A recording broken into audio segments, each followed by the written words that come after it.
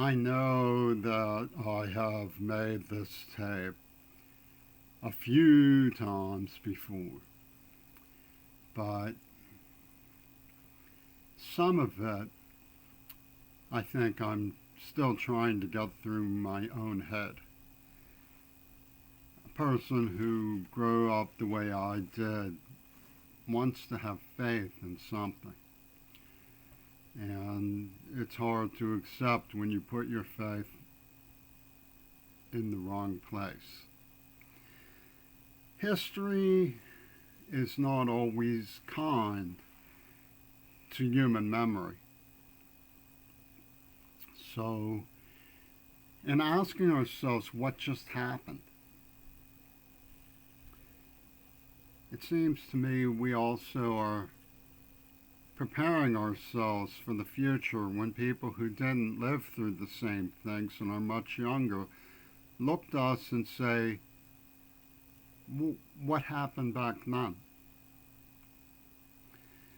And what was it a part of that so few people seem to have seen it coming?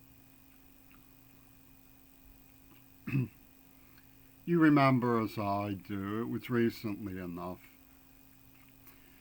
that Greta Thunberg was trotted out as the harbinger, the bellwether of the incident of COVID that the fossil fuel industry drummed up as a trial run in a virtually declared war on America for the climate change apocalypse to come. And Trump, in his self-adulation, was full of Zappa-isms. People are angry and worked up, so we must be doing something right. We've all insulted you, but you all love it, don't you? And into this situation has come a dialogue about American human values. Biden puts a lot of emphasis on the church. The founding fathers knew nothing about Adolf Hitler, but they could see a day when church mania would demand spiritual allegiance of young people, that they would be betrayed and told that to be fulfilled they must die for the church. The way Maximilian Kolbe was sainted for going to the gas chamber. The real issue in human values, American democracy, has to do with resolving things through reasonable compromise and exchange. Democratic ideas.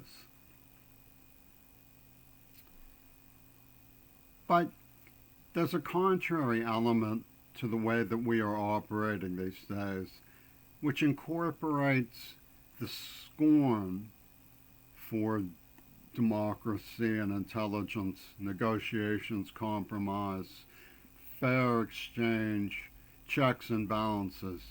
It was brought from Europe with the rise of Adolf Hitler. Again, the founding fathers knew nothing of Adolf Hitler, but they could see some of this coming.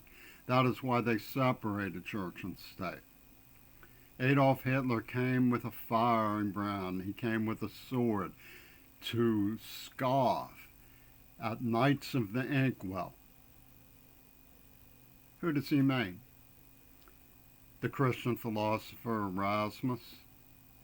St. Thomas Aquinas, who brought us out of the Dark Ages with the enlightenment of Aristotle and the Muslims?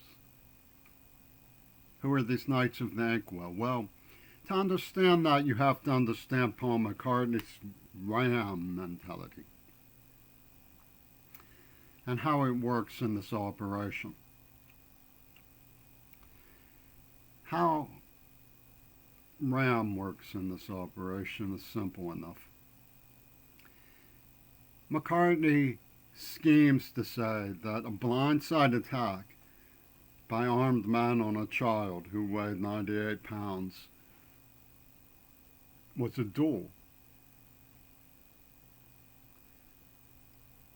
And the shooting death of JFK while he trustingly went into a democratic commonwealth to wave and tell everybody he was part of them and was listening to them, that he was there, was a duel. Apparently because JFK's looks would so outshine them, and if looks would kill, it would have been them, you know. They wanted to be number one, but if looks could kill, it would have been him. This dual mentality only stands up because of their secret argument, which is that it's obviously a dishonorable victory to attack a child blindside. It's obviously a dishonorable victory to shoot somebody who trusts you. Aha, they say. But top secretly, in the Anglo-Asian alliance, we believe that Hiroshima was a dishonorable victory. So they're getting revenge for Yoko Ono and the 47 Ronin of Tojo. Okay, so this is McCartney's war of ideas. It's a duel of ideas. And what's the other idea? The other idea is called the naive idealist. This is what the Night of the Inkwell, the Pitt's Nature of Reality, the University of Pittsburgh so hated. And they surrounded it with laughter. Remember the sea and the Star of David that the pornographers used when they gassed me at King's Estate? I've spoken about that before. Well, it's Moxie land. That's what the South African Secret Service called the United States under the reign of Paul McCartney's Ram. And I knew nothing about it, therefore I am guilty. And the charity jackers and the Clubhouse movement so generously, under the instructions of McCartney's Ram service, donated me. They poisoned my father. He died. They stamped Green Party on his obituary. Don't know who. They poisoned me, and they left remarks to the effect that Marxism is art. They fed you, they get to confiscate your art. They fed you poison, they get to confiscate your art. The scorn in their eyes when Cersei Kennedy was murdered, and I was crying about it, their scorn towards me was so palpable. And they have a guy named Shadow. Of course, they shouted my warning to the Kennedys, beware that this is going on, and killed 2 more of them with my letter Roth, sort of as an advertisement. So, you know, this Tacoma Police Department has impressed me a little bit. You know, my light on my computer flashed a little bit when I mentioned that getting me through all this, I read about the Weimar refugees, you know, and you can just see them thinking, oh, you know, they're civil enough to see that there's some kind of message in that. Now, in Tacoma Community College, there's a Chinese philosopher who showed a showdown film.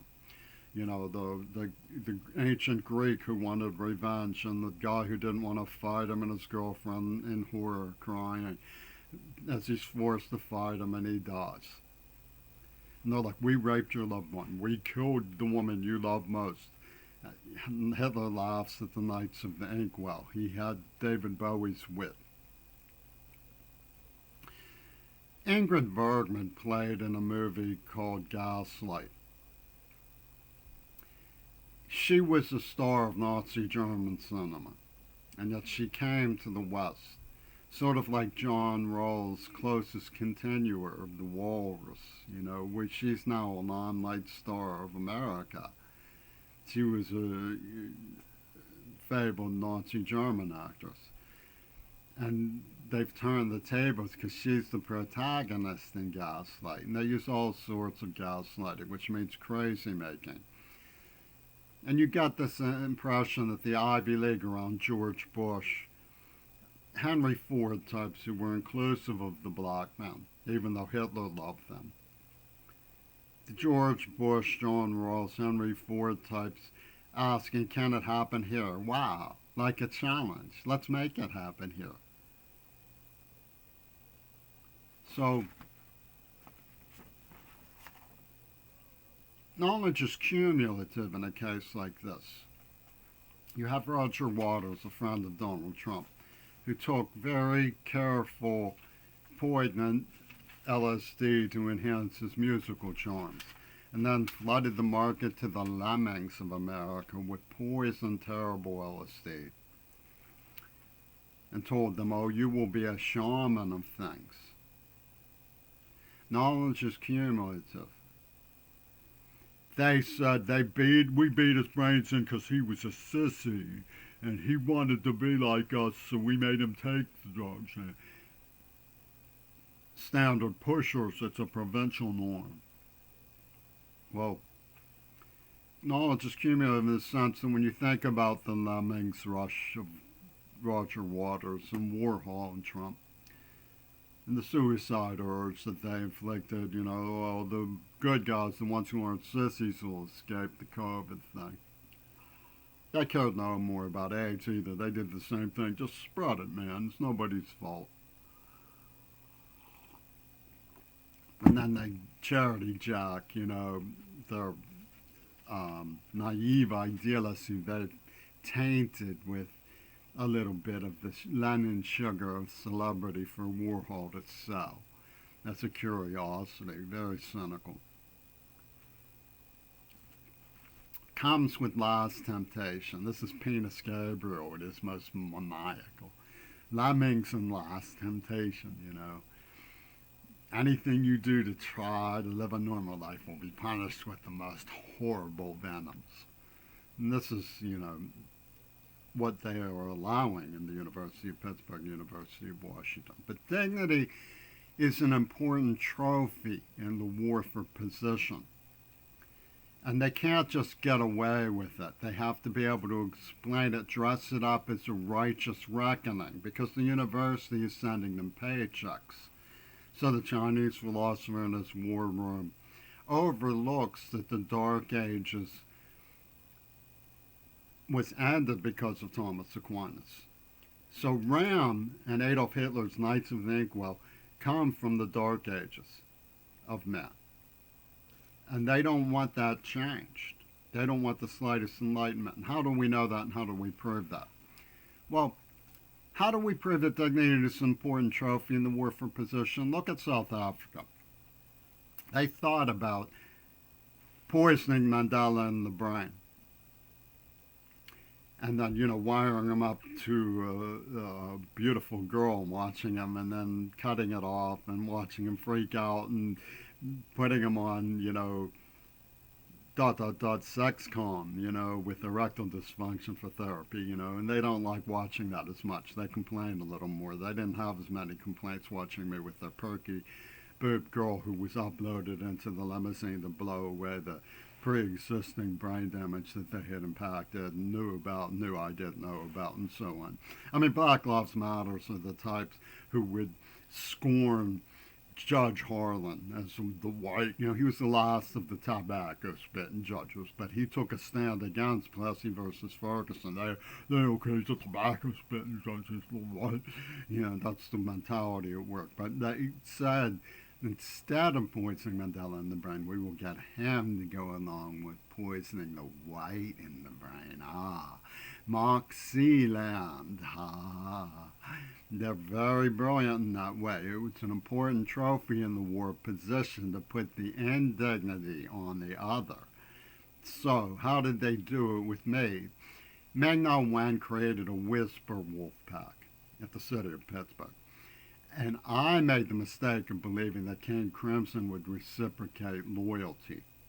So, they have this whisper wolf pack saying that, they knew when they poisoned me, they turned off jealousy and then they turned it on full blast. They knew the neurochemical suffocation of fear of isolation and abandonment that they could manufacture in Weck's Frankenstein chamber in Wilkinsburg, the spectrochemical lab. They knew all of that. And so they had Lenin and Reagan wearing their horns proudly. We were shot too. Never mind that their attorney from Pentagon Disney had me on the set in both cases. Never mind that I believed them at first in both cases. Magnum One says they can wear their horns proudly because Jimmy Creary is in full trust in his whole heart. So, what did they do when they targeted Cersei? They went by way of a Chinese medical doctor who had the dignity to tell the truth. He examined my eyes and said that he was terribly beaten as a child. There's scars all over the eyes. You could see the neuroplasm, the deafness, the disfigurement to the face, and he said this is scientifically proven. So they came into Chinatown, bang, bang, bang, bang, and killed one of the chins. And then they used that to justify murdering Cersei. So this is the real mentality of Paul McCartney.